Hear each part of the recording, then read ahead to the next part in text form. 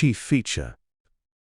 Sometimes it becomes necessary to start additional small octaves in one's life.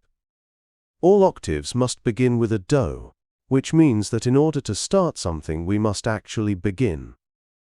Our life as it passes easily contracts and crystallizes, so if we simply turn around in the interests that we already have, these may inevitably become mechanical habits. P.D. Ouspensky advised that it was necessary for us to have many irons in the fire.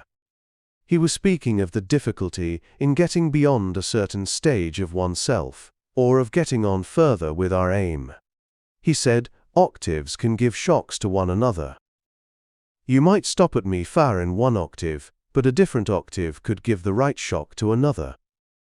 By going on with something else, we could be able to get on with what we started in the first place. The difference is like playing the same tune on a few well-worn strings, then feeling the need for a larger instrument with additional strings. However, it is not that simple to obtain one, for we easily become creatures of mechanical habit long before we realize it. Then what we might call new experiences are really the same as before, the same old tune, and so they fall on the same place. All this is held together by chief feature, which governs our personality. So that what we conceive as new is really the same, because it leads as before to chief feature that must be satisfied, and will not release us, without a great deal of trouble, and indeed humiliation on our part. However, it is possible to begin to free ourselves from this ruler of earth, which is ego, our personality, our world view, and to begin to sense another voice, another experience of our lives, another feeling of ourselves, another idea, an alternate view of what this is all about.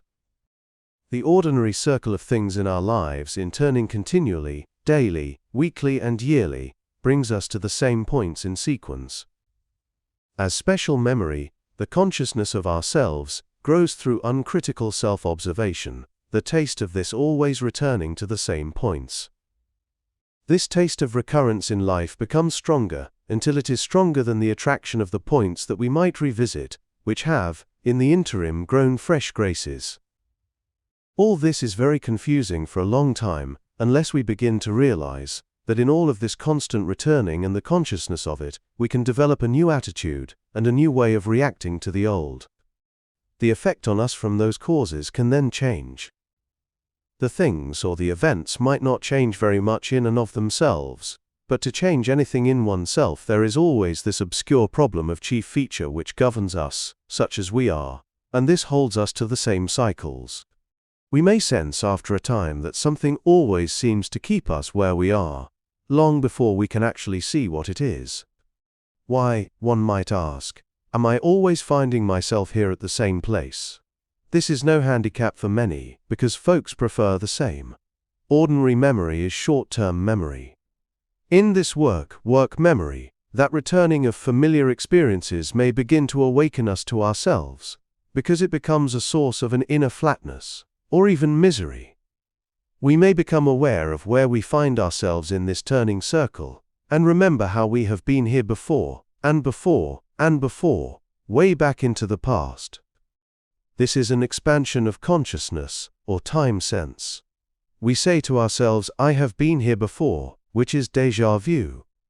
Even so, the power of the point in the event we are at is too strong with this slight insight. Why, we ask ourselves, should I not be here again? This will not, of course, occur if we possess no sense of the turning circle of ourselves, of our lives.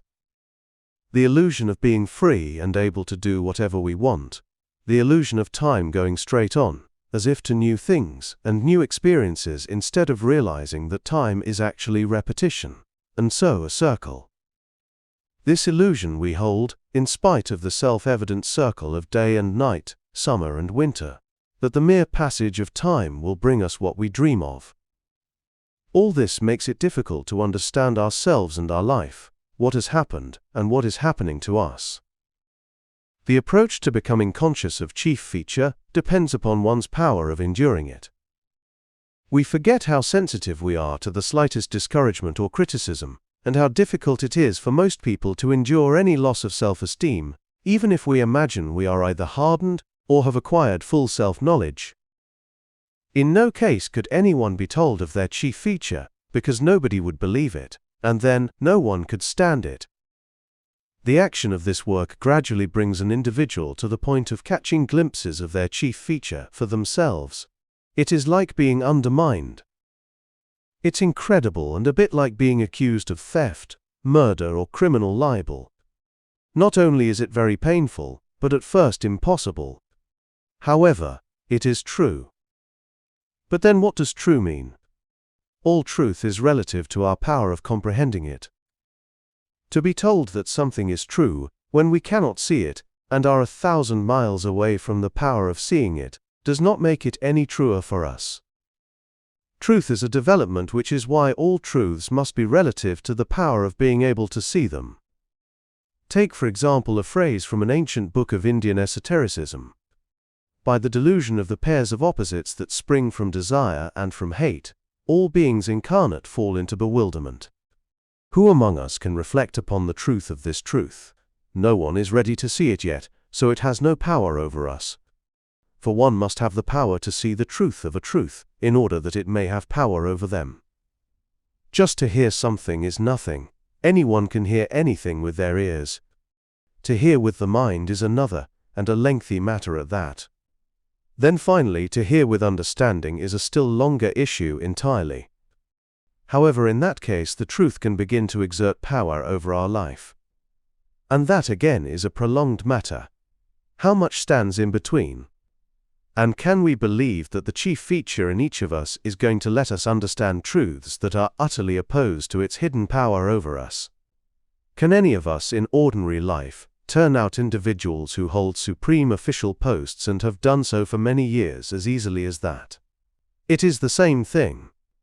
Chief feature is not to be turned out of office that easily. It is very well established where it is, and not going to let go of its hold upon you. We are entirely in its power, which it knows very well, and of course how to conceal itself, how to argue with us reasonably, and make out that it only wishes to help us. It will make it difficult for anyone to start new octaves, identify new interests, and will always explain why it is silly or even unnecessary and so on, particularly if we try to start something that might weaken its power directly. As long as chief feature is satisfied, then we will feel satisfied too. We shall feel at peace with the world of ourselves. However, this work is not about making us feel at peace with ourselves such as we are. There is another peace described as passing all understanding, but we do not possess that peace as yet, and certainly cannot, as we find ourselves in this moment. The kind of small, mean peace we feel today is very different. When we awaken a little, we feel less of this somewhat smug and smaller peace. Our power of seeing chief feature depends upon the power of enduring it. This work does not allow us to go beyond ourselves, if you can understand the expression. Since chief feature belongs to our being, and since work on being is only possible through self-observation, we cannot expect to catch a glimpse of chief feature unless we have begun to see our level of being. What does it mean to begin to see one's level of being, which has attracted our life? Most certainly, mere isolated observations of oneself will not make it possible for anyone to catch a glimpse of their level of being. And we must remember that it would be impossible to catch a glimpse of one's true level of being unless they could endure it. The only way that we can endure that is by having something else that we can hold on to. If we find something else that we value, something that we can hold on to and trust as an anchor, then we can endure a certain amount of devaluation of ourselves. In other words, we might be able to endure catching a glimpse from time to time of our real level of being. These glimpses run very far back. They do not begin until the stage of taking mental photographs has been reached. Isolated momentary self-observation is like turning a small flashlamp onto a small part of the room that one lives in. But a mental photograph is like seeing a number of things together in that room in a certain relation to one another, but just for a moment. Suppose that you have observed yourself for a considerable time, and begin to see yourself over that period of time acting in a certain way. You see now how something starts, then leads to something else, and so on. In fact, you see yourself in action, in movement, so to speak, inner and outer, in some typical way of behavior. This is a photograph.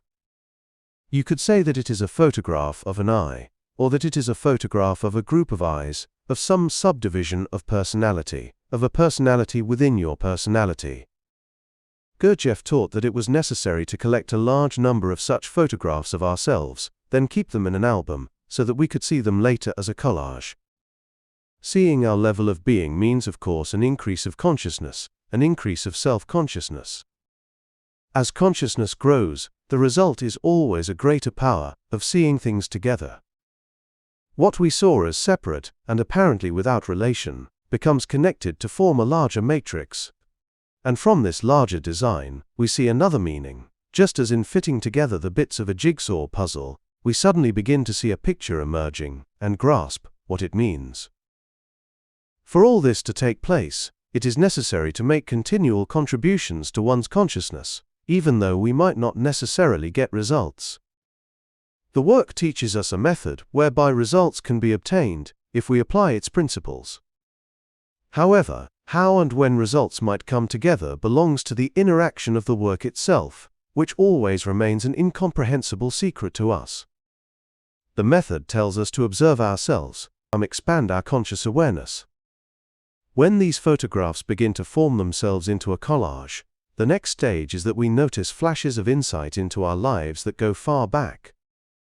Then begin to become more conscious of our level of being, of the kind of person that we have been all this time, but have never seen owing to the action of buffers.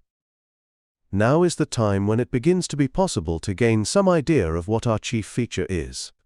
When this stage is reached, we become uncertain as to whether it might be one of three things that forms the starting point.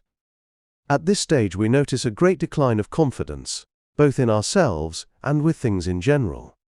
We feel an inner weakness, and have to be careful about certain new forms of negative emotion that form in us. Another thing that we begin to notice is the need for this work becomes stronger. We notice that it is all quite true, and so we cannot ignore it. If you have not prepared yourself for this stage, if you have not done the work that you ought to have done, then meeting this stage, you will inevitably collapse, simply because you have got to a place which you should never have reached. We begin to try to swim before we have learnt how to swim.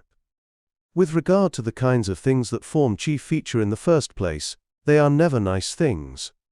They are, when we begin to see them, all of such a nature that are unpleasant. Not necessarily horrible, for we may feel moments of horror when we realize that such unpleasant things have been woven through our lives, but no doubt could get quite accustomed to them again, and then not notice that they are unpleasant. Provided we have not really awakened to them, because it is impossible to die unless one has awakened to them. To gradually wake up to chief feature is a preliminary to dying to it, or causing it to die for us. Gurdjieff would point out the right order of these things when he spoke of the idea of rebirth in the Gospels. He said that there were many references to dying, rebirth and awakening in the Gospels, but that they were not in the right order. First, he said, we must awaken before we can die to ourselves, and then by dying to that self, we can be reborn. Since chief feature is the axle around which everything in us turns, it is clear that if we really desire change, then this central axle must be removed, as it were. In which case something else must hold us together. However, we have to consider the whole process as gradual and not sudden. There must be something to hold on to, so that we can let go. A bit like climbing a staircase, you have to take your foot off one step, in order to place it upon another. If our role in life is very important to us, then we will find it difficult to let go, and so freeze upon the same level. If we do let go, then our friends and loved ones may not recognize us anymore. Here it is necessary to act, if it is possible to do so. If by means of work over a long period of time, an individual begins to awaken to themselves, they are going in the direction of awakening to their chief feature. They are on that journey, so it would be foolish for them to attempt to die to themselves without first having worked. Some people have attempted this through terrible forms of asceticism, attempting to die to themselves without having first awakened.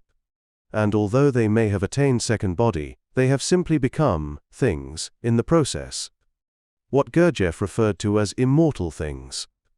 All the work that we do at present is connected with awakening to ourselves, with becoming more aware of the self, with letting light into ourselves, and expanding our consciousness of self. Consciousness is light. If we begin to observe ourselves uncritically, then we let in light. Eventually this light will illuminate chief feature, but not until we have caught hold of the rope, of something to hold on to. If we are going to shift ourselves from one place, then we must prepare another place to stand upon. So be careful not to identify with the words chief feature. Try instead to understand that everything, all of our reactions, attitudes, behavior, thoughts and feelings, revolve around some central axle, which keeps them fixed and in their place. If we can see one of these spokes, it is like taking a photograph, then we see another spoke, and so on. They all lead to the same place, to the center. Remember finally that no one can see their chief feature unless they are ready and have prepared for it.